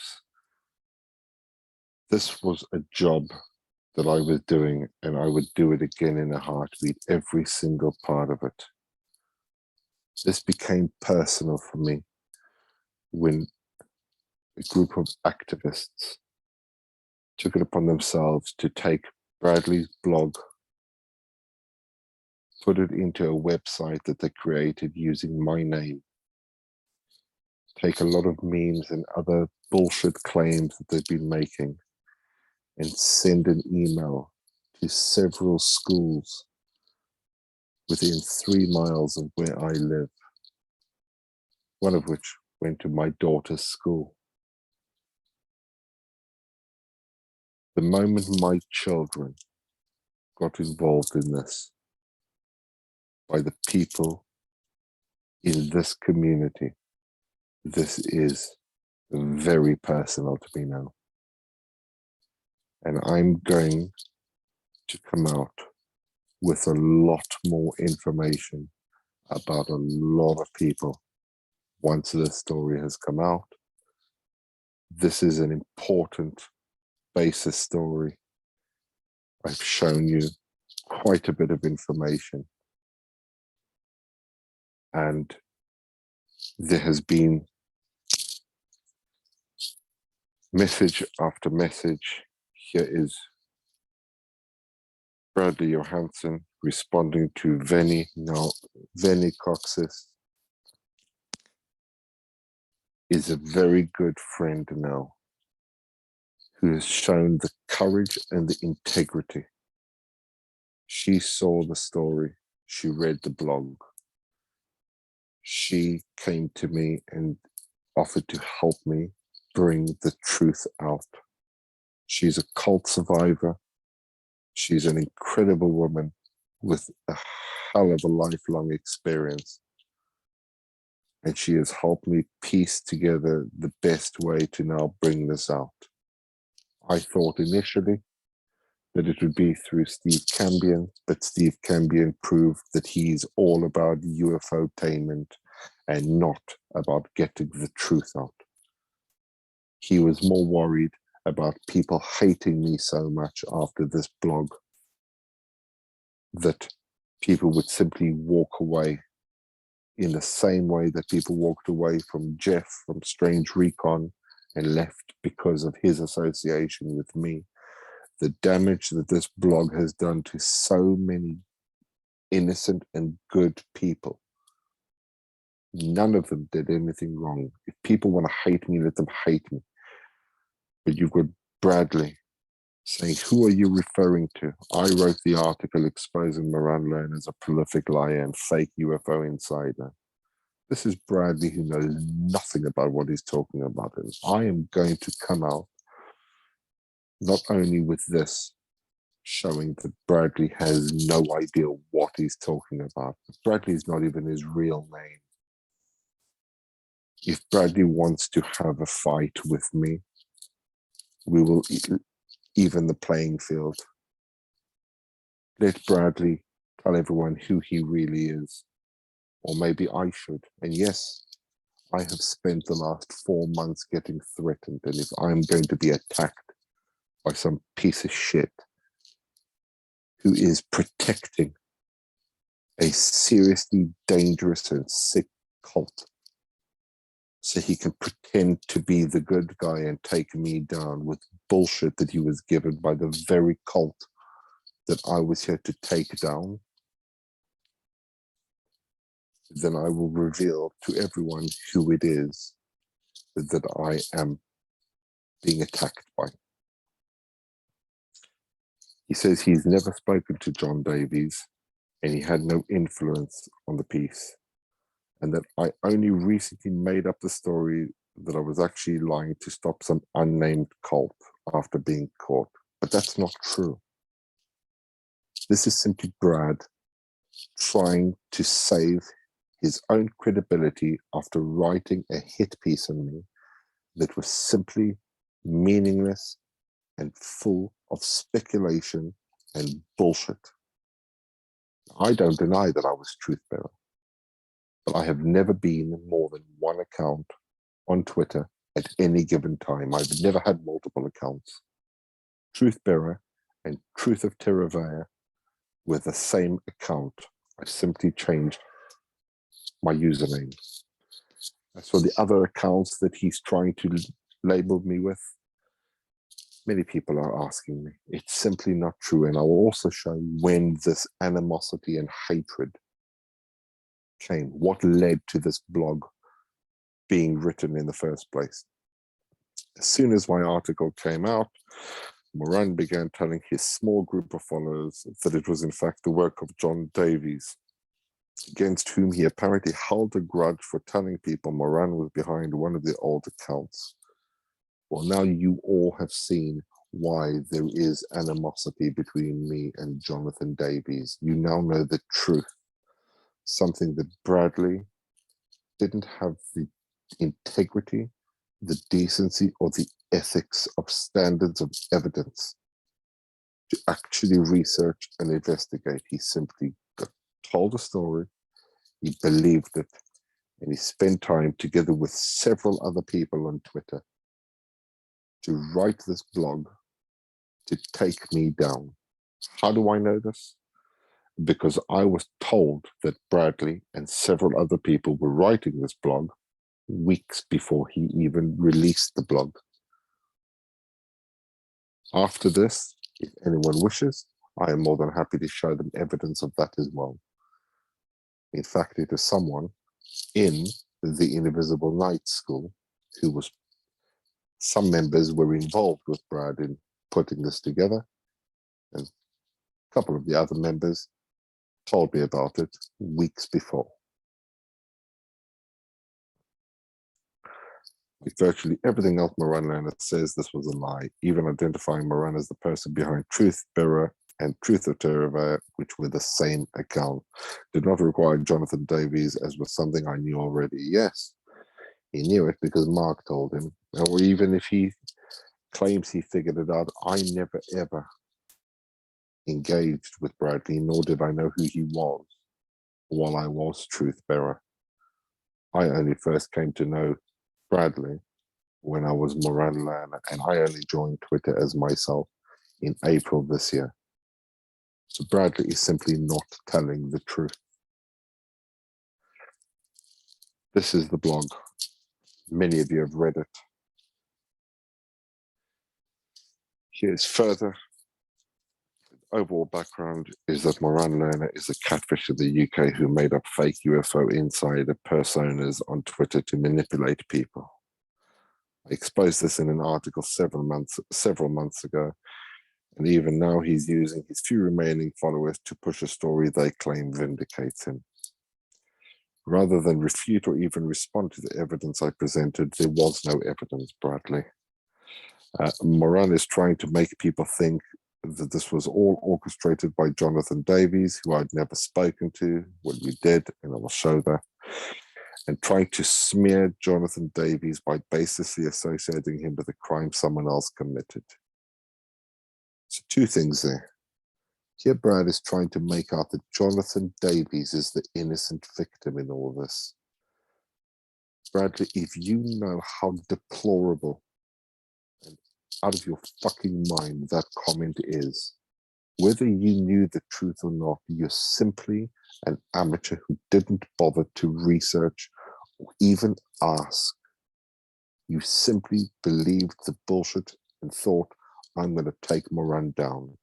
And you have no idea how many people your twisted little mind has hurt because of your personal issues with me, for whatever those issues are. And the second thing, by basically associating him with a crime someone else committed, I have never once claimed that Jonathan Davies was responsible for the murder. I have never once made this entire thing about the murder. That was all down to Steve Cambion and his producer, Carrie Lindsay. That was their decision. It is Steve Cambion's show. He could do what he wants. But that is not the story and the evidence that I took to Steve Cambion. So people could throw all the hate they want my way. It's simply not the truth. Sorry, I'm typing all this while on the phone in one hand and holding a baby. If you have a little baby, Brad, take it from someone who's a father of kids. You shouldn't be on Twitter. And yes, I know it doesn't make any sense. Moran is a pathological liar and manipulator.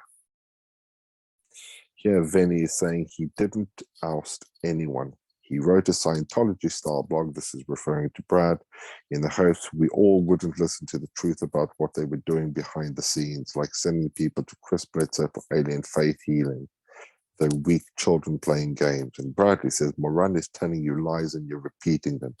Well, everyone, you now have the evidence that I've presented, all of it.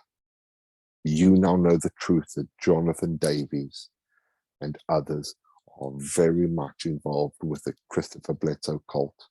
You are well aware that these people have attacked Jonathan Young, who is the innocent victim in all this. He was a desperate father wanting to have some hope for his stepdaughter. Jonathan Davies deliberately and knowingly took advantage, and he is the predator. He is the manipulator, and anyone that defends him and this cult is just as sick and twisted as he is. And that goes for you, Bradley.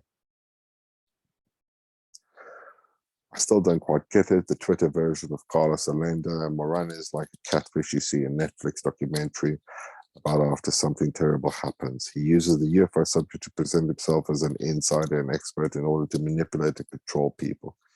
He has a few remaining followers that act as his mouthpiece. No, Brad. I have a few remaining followers who know the truth. I never came to Twitter to make friends. I came here to do a job. I don't give a shit about most people on Twitter. I don't care what I said to them. They were never important. What is important is to identify the predators, identify their victims, and get their victims as far the fuck away from those predators and these cult members.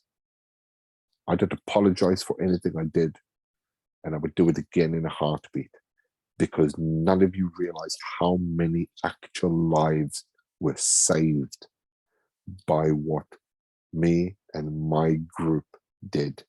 And we're not the only group that are on Twitter and social media. There are dozens of different groups doing this. The fact that none of you understand how the real world works, that's not for me to explain to you. But people need to wake up, because many of you are responsible for this. You claim you're not here for the drama, but you love the drama. You're like the audience at a Roman Colosseum watching gladiators kill each other, and you're just cheering for the blood.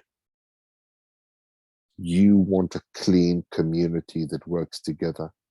You need to make that happen.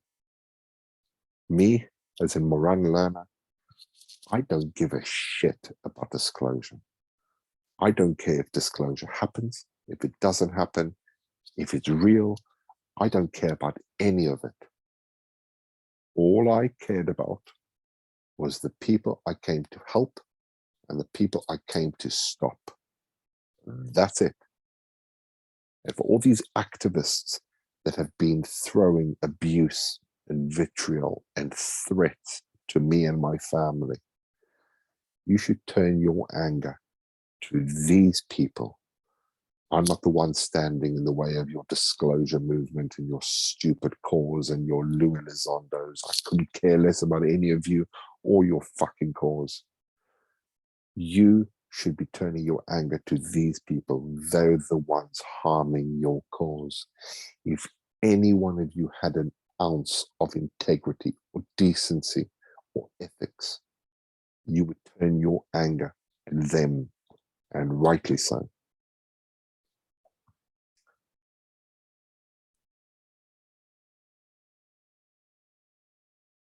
There is a lot more that I can share.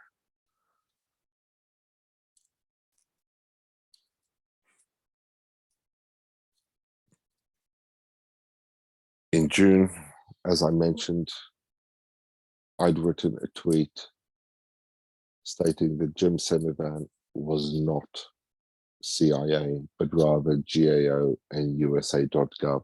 And I stand by that because the evidence shows so.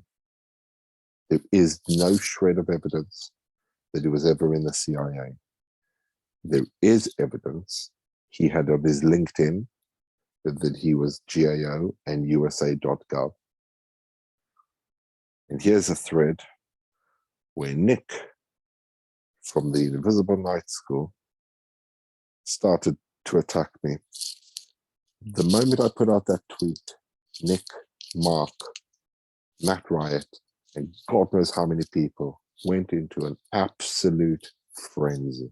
So many people kicked up a storm because I'd stated that Jim Semivan, the biggest Bledsoe disciple and believer and promoter of them all, was not CIA. I burst their little narrative and belief bubble.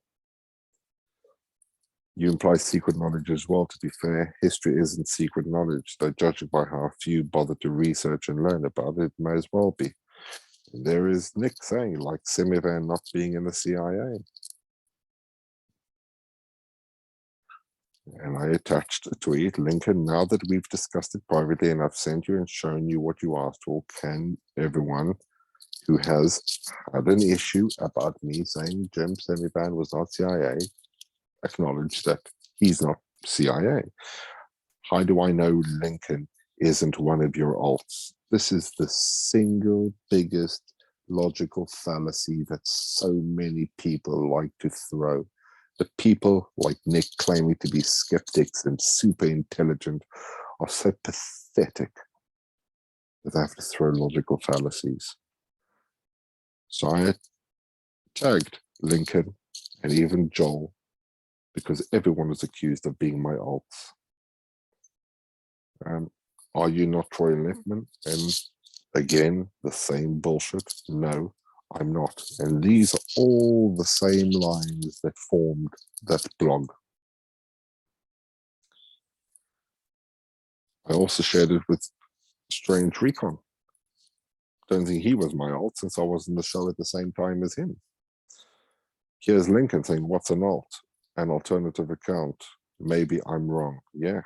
Here's Joel. Yes, I'm definitely your alt, just way better looking. Can't argue with that. And this is the tweet that I'd written, actually, in response to Jeff from Strange Recon.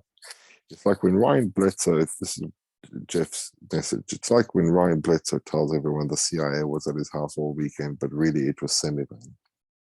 And I responded, Well, here's the thing that also stands out for me in your tweet, because I've seen it mentioned so many times. Semivan was never in the CIA for 25 years, as he and his believers claim. He was in the GAO for 25 years. It's a bit of a difference, at least it's what his government files say. And yeah, I have seen.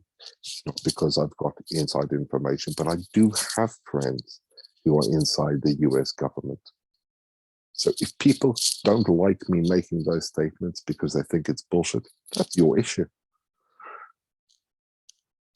But let me show you so that you can all see. I'm going to put in Jim Semivan, GAO. This is just one example. Here you have his LinkedIn, and there you have a congressional record from 1997, 72 pages long. Scroll all the way to the bottom, middle.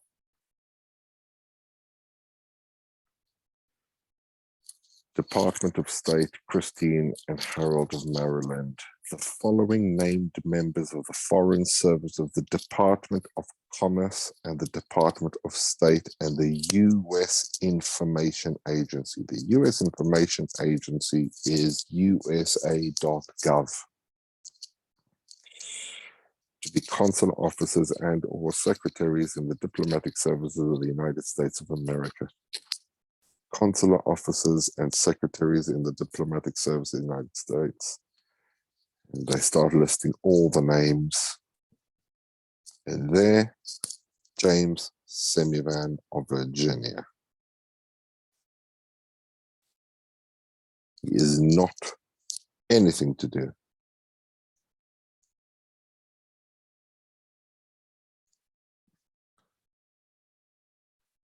I'm going to go on to another site, which I believe will show it.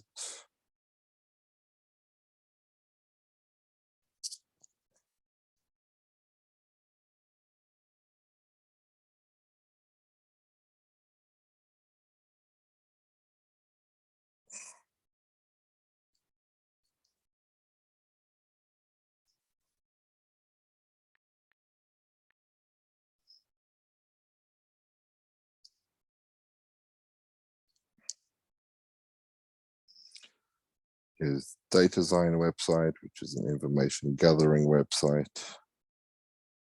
Biography. They used to work at the Government Accountability Office, USA Gov, for 25 years.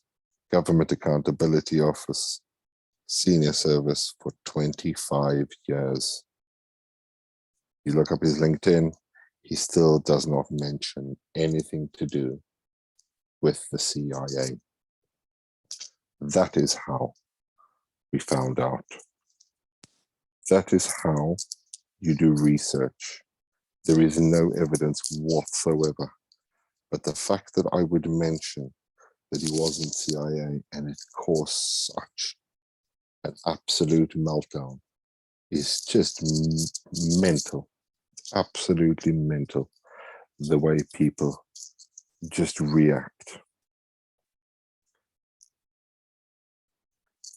Here are witnesses to after the murder by Christopher Gray that again tie the fact that Jonathan Davies and others were telling people not to talk about it, but also that Jonathan Davies and Christopher Gray were warning people not to talk to me.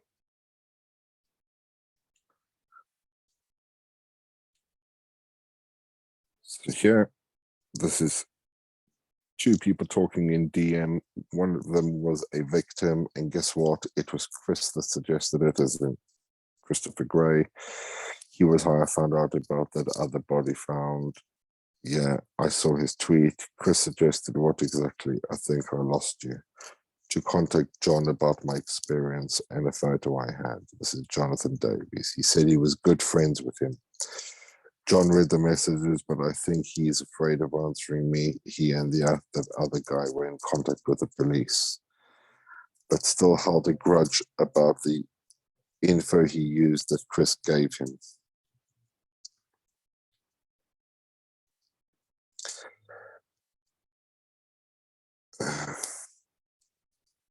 But a little late, as he was already caught. Chris? Yeah. John held a grudge against Chris.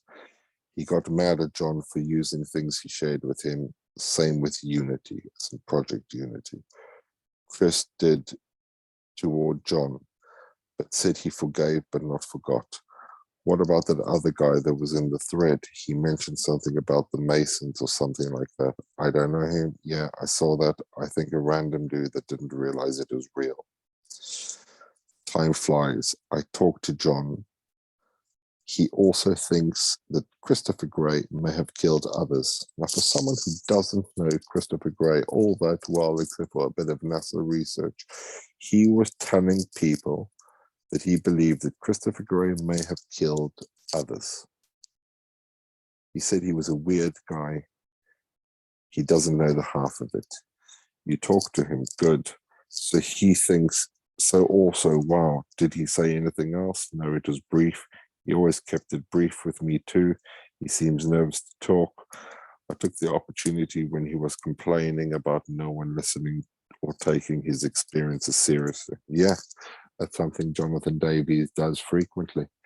He does a lot of moaning and crying that no one takes his experiences seriously, and that's because his experiences are not serious.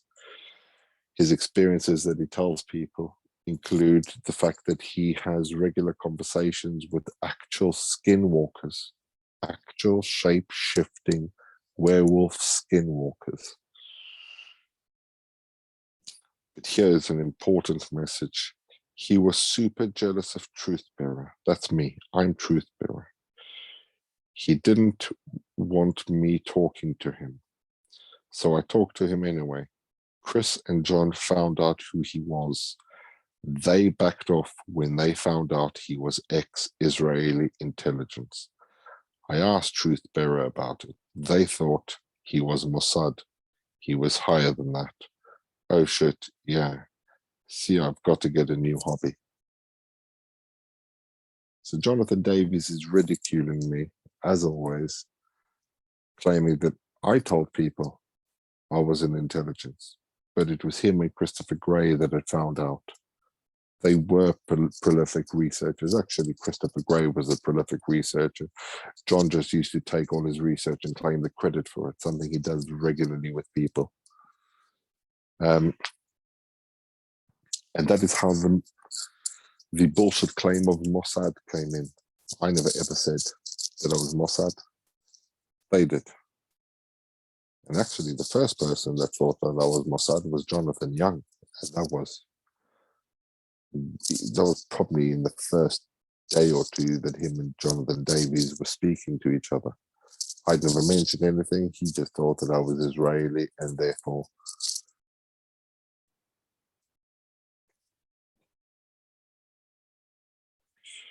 here are more messages. Wow, and so many people didn't listen to me when they would say he wants to Skype with me. I would say, don't do it, but they always did. Was the harassing you from all three accounts of Christopher Gray. Have you spoken with those people recently? Was he harassing any of them? No, not that I know of. I've only talked to 3 people about this. It seems like it's the biggest secret on Twitter. Finally, we could talk about abductions and UFOs, but we can't talk about this. It seems like it's the biggest secret. Yep, pissed me off. I think it's healthy to kind of figure out all the different pieces of the puzzle. It's healing for everyone. United we stand. Big bad dudes want to take on the government, but they don't want to talk about this. It's fucked up. Exactly. They were probably all talking dirty with him and don't want it to come out. Keyboard warriors, I bet you that is the real problem here.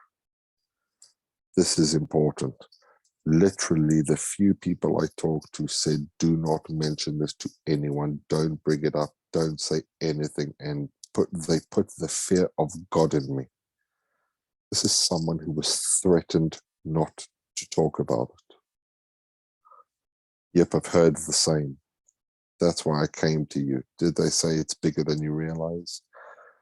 But I didn't want to trigger something in case you had been very traumatized by this, so I was very nervous, but I still wanted to extend a hand across. So there were people, confirmed multiple times, told to cover this murder up because they didn't want the cult to be exposed and all the information, the details to be exposed. This has nothing to do with disclosure. I never mentioned that this was anything to do with harming the disclosure movement, but it would harm those individuals. They wanted to put a lid in it because they didn't want the truth to come out.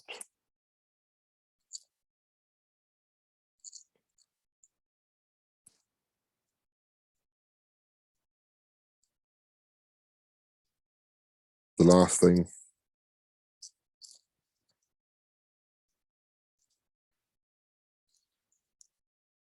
that I will cover is a couple of other characters, especially one who's been incredibly aggressive at disparaging me and ridiculing me and pushing the same bullshit to anyone.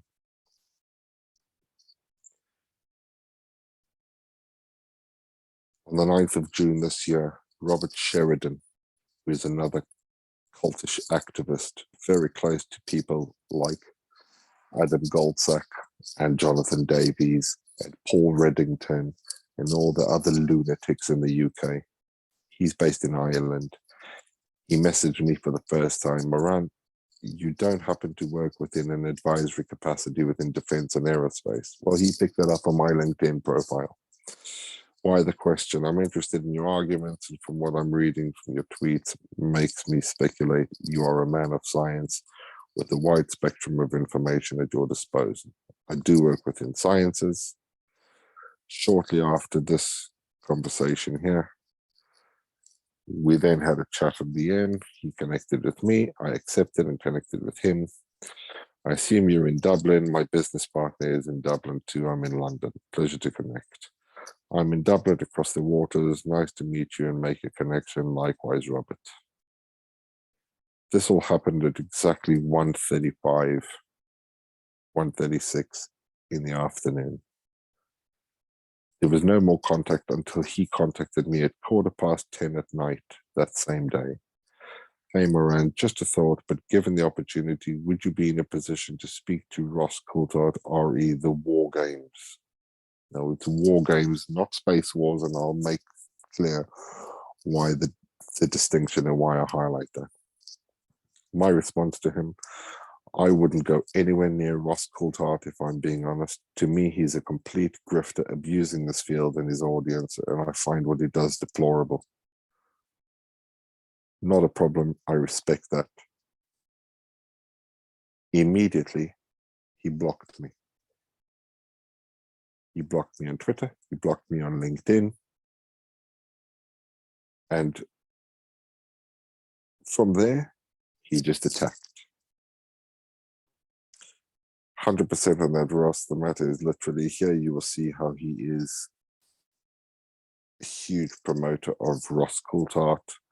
He recruits frequently for him. He does for Ross Coulthard what Jonathan Davies, Mark, Bob Maguire, and others do for Christopher Bledsoe, and what a lot of the activists do for Lou Elizondo and Christopher Mellon. It's just you have your heroes that you latch onto, or maybe you're assigned to, and that's it. Promote the hell out of them.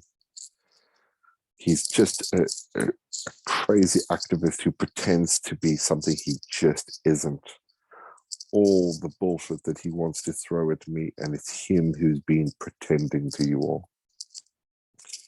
Ross does this on his own. Yeah, he's talking to people who, And if anyone wants to have a dig at Jeremy too, I'm very aware that he does TV spots with no fee. This is him defending Jeremy Corbell and all the other grifters that he does. Here's his comments to Christopher Walford about me. I was very lucky to block. I had spoken to Ross Coulthard. He had done some digging and told me a lot about him. Moran is a nutter.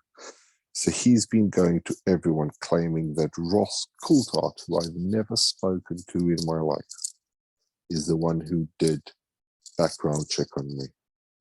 But when you look at the information that he claims Ross Coulthard gave him, it wasn't Ross Coulthard. He's simply using it, A, to hide Jonathan Davies, and B, to try create the perception that someone of stature took the time to do background check on me.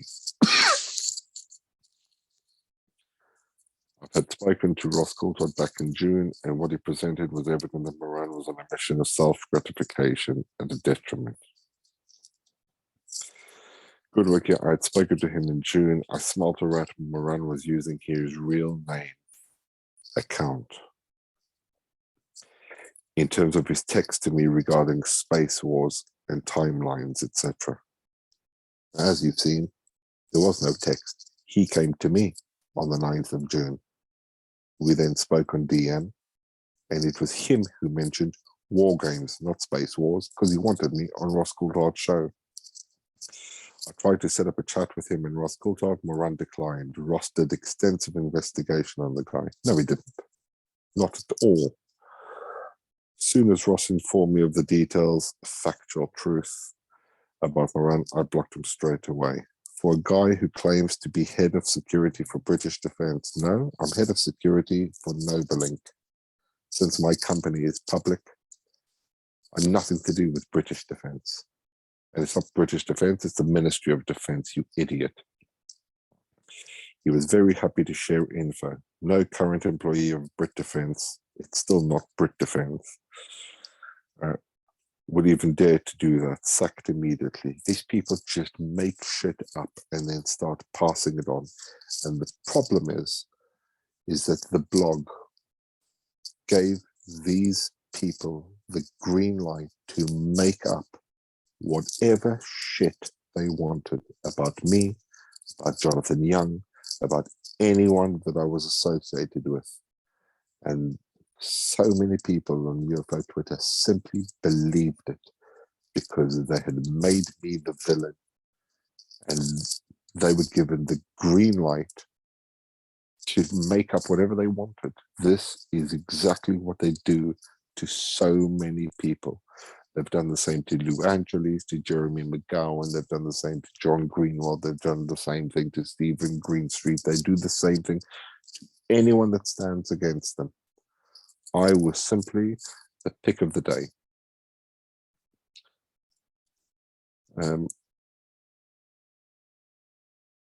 Here he is having a go at Charlie Weiser, who has totally outed Ross Coulthard for being a complete fraud, which he is. It's just non-stop, but there is so much that he was making up that is simply not true. Here again, when I called him out publicly and he comes out and says, so just to be clear, Moran, in June this year, I had texted you to see if you'd be interested in talking to Ross. Little did I know, soon after I spoke to Ross, who informed me of your actual background. So, buddy, I blocked you. I don't work in journalism nor recruit. Yeah, you do. And you're a huge activist on behalf of a lot of these grifters. Here he is speaking. Ross is on point as if he's an expert, like he knows what a photo of pilots and things are.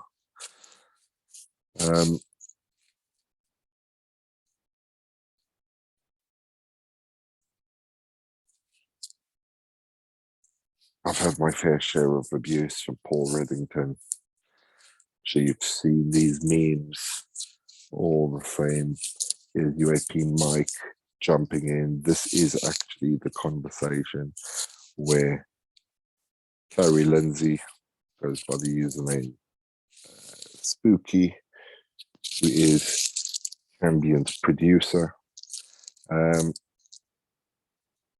He simply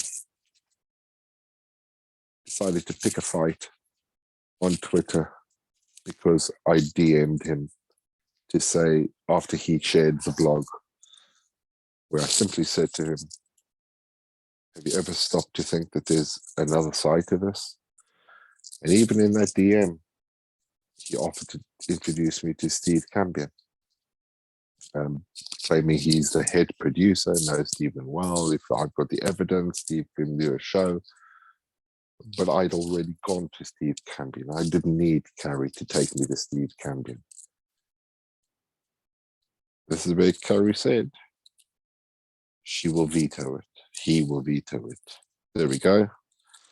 As soon as you assume, I had only one side of the story, trying to convince me there is another side, is trying to change my perception, veto activated. And to answer your question, Mike, I wanted to be out with it ages ago. I wanted to be out with this back in August, but I'd given it to Steve Cambion and not realized he would simply do nothing with it and then twist it completely because Carrie and others told him to.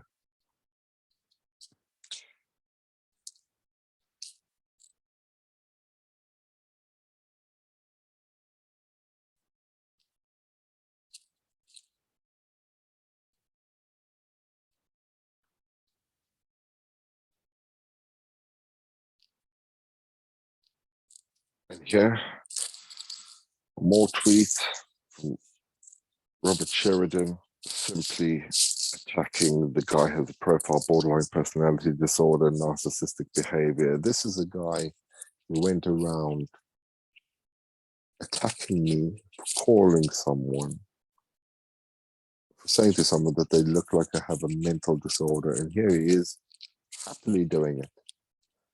If Vanessa watches this video, how do you feel now blocking me when you simply believe the bullshit you were fed by this little prick? Bonkers, man. Soon as Ross informed me of the details, this is exactly the same bullshit that he was saying. I'm going to go to one which shows that it was. Here he is. Moran lives in London. This is Ross Coulthart. Incredible bloody intel that he gave him. Moran lives in London. No, I don't. I live outside London. And his mum is from Argentina. I told Jonathan Davies, as you saw in the email, that my mother's Argentinian. There is no other way that someone would find out. So like you look on Google and it says Moran's mother's from Argentina.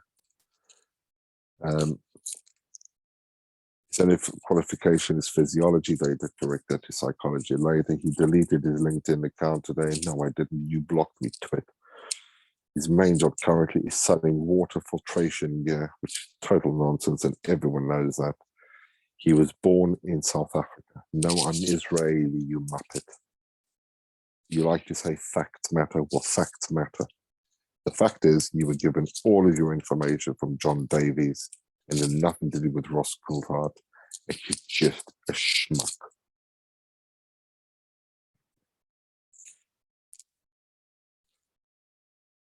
Here I wrote a response to Go Kick Rocks.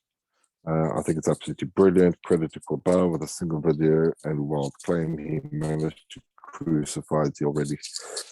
Basically, I was just taking the piss out of Jeremy Corbell. And here, defending Corbell with the term ethically questionable is hilarious. I love it. And here, this is from my friend Joel Griffin. Here, Robert Sheridan decides to climb in. By the way, this is 1 week after I told him to fuck off and I didn't want to do the Ross Coulthart show. By the way, your source that you're quoting is fake. 4 accounts already and sells water coolers. That's hilarious. This is the person who claims he's getting his information from Ross Coulthart. He's just another one of the bullshit, pathetic activists who are so mindless that literally they believe everything they hear. Joel responded, well, I know Moran. I have for a few years. I have video calls with him.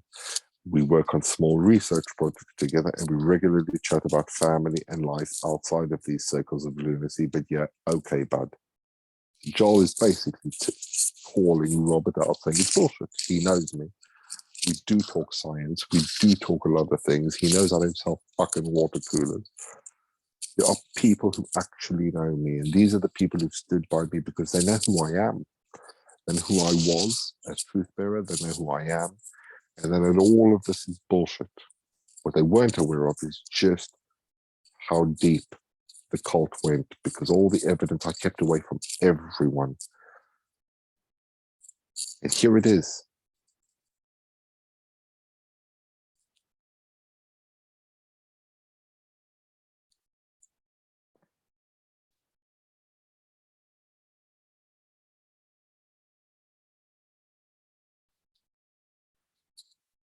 And that, everyone, is the presentation of the evidence from start to finish. This is just part one. There is a lot more that's going to be coming out about different people. I just wanted to show you the truth. This isn't about clearing my name. I really don't give a shit what anyone on Twitter thinks. This is about clearing the name of the victims, the real victims, not John Davies, as Brad likes to say, but the victims of this cult who were manipulated, who were defenseless, who were desperate, looking for hope, and who these pathetic pieces of shit used to totally take control over, take them to Chris Bledsoe, to thank you, Jesus, to the lady and the other little orb alien. They promised to heal them like they've healed dozens of people before for high profile. Jonathan Davies and all of these sick cultists, they are the dangerous people in your community. You speak to them every day, you welcome them. As you could see with people like Brad and pathetic others, they defend these people.